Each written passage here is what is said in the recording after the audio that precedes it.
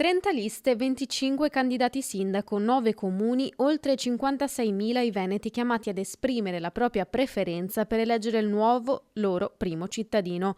Sono questi i numeri delle elezioni amministrative 2025. Si tratta dei comuni commissariati caduti per diversi motivi e che vanno alle votazioni prima del 2026, quando si voterà invece dopo lo slittamento voluto dal governo.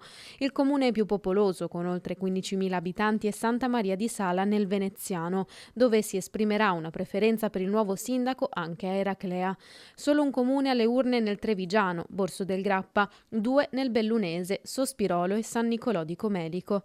A Padova si voterà ad Ospedaletto Euganeo e nel Rodigino a Porto Viro. A Verona seggi aperti a Bevilacqua e Castagnaro. Si voterà domenica 25 e lunedì 26 maggio. Seggi aperti la domenica dalle 7 alle 23 e il lunedì dalle 7 alle 15.